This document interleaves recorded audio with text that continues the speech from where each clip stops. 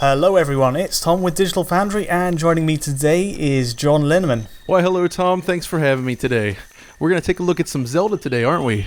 Yeah, that's right. Now, you've had your Zelda experience at E3 this year, and I had mine just a few days ago at Nintendo's UK office. This was the 50-minute demo. I hear there were two different demos at E3 though? Yeah, that's right, actually. I actually had a chance to play two 15-minute demos, one which focused more on just exploring the world, and then the other, they tried to walk me through some of the dungeons and actually part of the story. Though really, it was mostly just a Nintendo rep sitting next to me talking about, hey, go over here, pick up this item, let's go cooking. That kind of thing.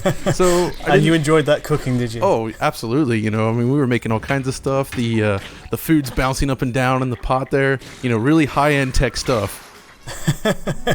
Yeah, of course our angle at Digital Foundry is a bit different to what most PR people are kind of going for. Exactly, so...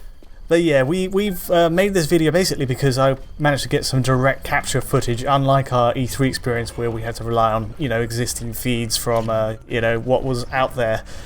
We can finally kind of show something a bit more unique and a longer, extended, high-quality video of the game. Right, and as before, we have to say this is still running on a debug console, isn't it? Yep, this is the E3 code again, running on debug. Unoptimized is the word to use. It's still got a ways to go before the final game releases on March 2017, I believe. I was told something interesting actually about this. There's no rain in this E3 build, so... Right, we actually saw a glimpse of that in the trailer that they showed, didn't we? Yeah. But, it was apparently cut from the show floor demos, probably because, they had to optimize it and... But still, even without the rain, I think what's impressive about Zelda here is that Nintendo is actually making a true systems-driven game here. You have the day-night cycles, you have the inevitable weather, you have the things like the fire propagation system. There's tons of physics going on.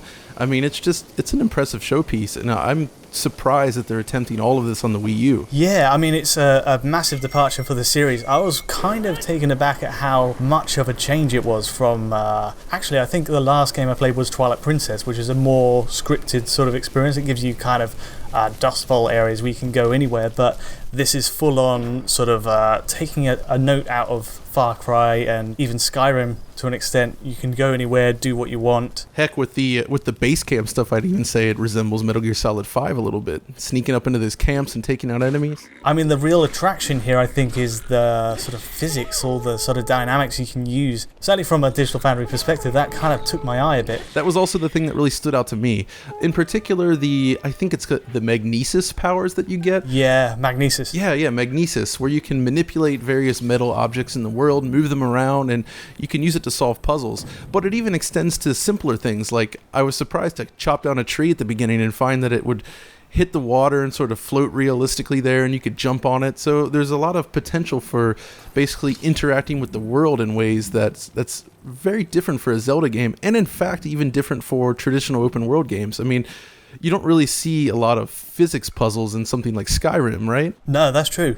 And this wasn't even, the temples or shrines, right. The puzzles you inevitably get in those spots to unlock an ability. This is just getting to those places, which was kind of the goal of this direct feed. It was me trying to get to one of the shrines, which en route I found things, I needed to cross a river to avoid being frozen to death. And so I had to figure out a way to do that. Right, but I think, and you're right, what's interesting about this, though, is if you look at a lot of other open world games, they've kind of become filled with menus and icons and all sorts of things like that, where you spend so much time looking at, all right, I need to go here, follow this little path, etc., where I think Zelda, with its systems-driven gameplay, really encourages you to just experiment.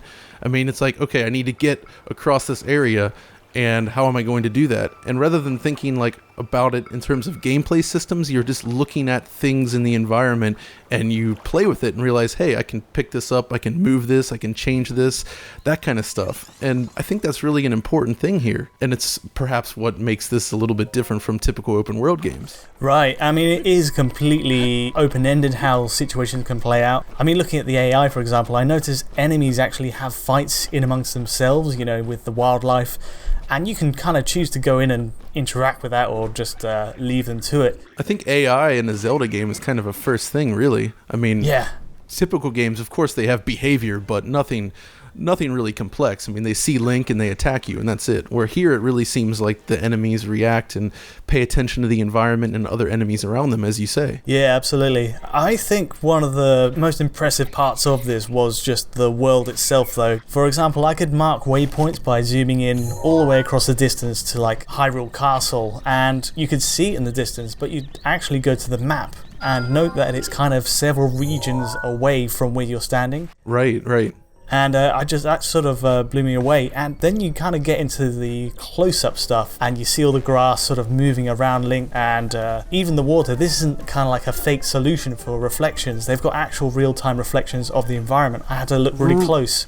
And I noticed actually they're doing this properly rather than like the Watch Dogs approach. You remember that? Right, yeah. I mean, they could have just slapped in a cube map in there and called it a day. But it does actually reflect the environment properly, and it looks quite good. Yeah. And along those lines, I mean, I also saw some nice depth of field effects in there, which actually looked reasonably high resolution. And of course, I don't think we mentioned the time of day system, which I think is one of the most important things here in terms of establishing sort of an atmosphere. I mean, the game really uses actual shadow maps, right? Yeah. Did you happen to notice them moving or changing by any chance? Yeah, it kind of... This is why I raised Skyrim as a point of reference. They actually have a similar method of sort of having the shadows jut along in increments. You can kind of see it as you're walking around, but only when you really stop to take a look. I think actually that's an interesting point to raise, though, because having the shadow maps change with the time of day is something that was lacking from Xenoblade Chronicles X.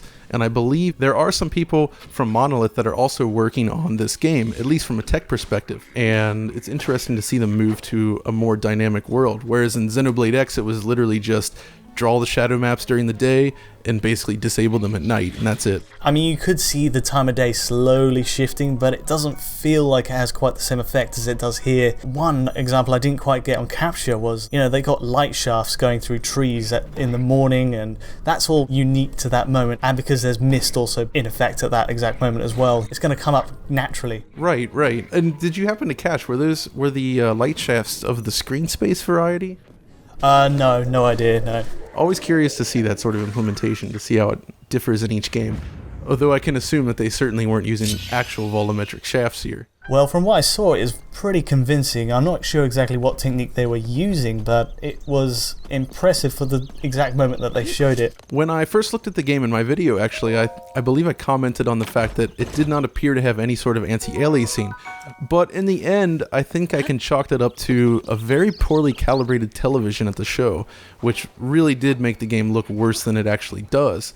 But seeing this direct footage, it actually looks like we're seeing some sort of edge filter, similar to Super Mario 3D World, actually. Super Mario 3D World actually mixed and matched. In this, I can see why there'd be some confusion, especially because when you go to the grid view with the magnesis, it seems to cut all that off. The AA doesn't apply there. But with the general world exploration, there is some post-process AA in there just to prevent that shimmering effect when you pan across trees and all that. Right. It's kind of a necessity for this game because there's so much fine detail, especially at 720p. It doesn't really distract too much, I think. It's sort of the better variety of post-process AAs I've seen. Yeah, no, it actually looks pretty good. I suppose the real issue, though, for me was the texture filtering was a bit low. I think they're just using bilinear filtering here.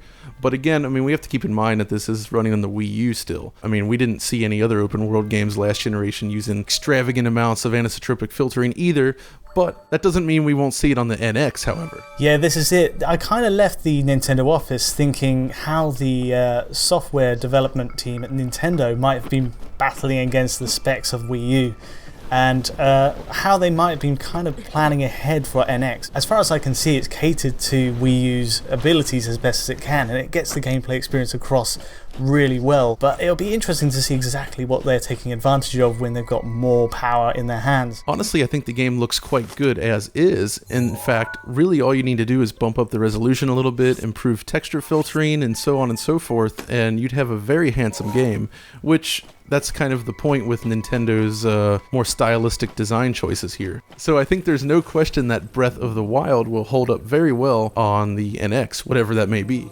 Right, well, we'll have to see how that goes. Righto, thanks for joining me, John. Thanks a lot, Tom. It was a pleasure. If you liked our Zelda and Nintendo coverage, please do like and subscribe below. And until next time, thanks for watching.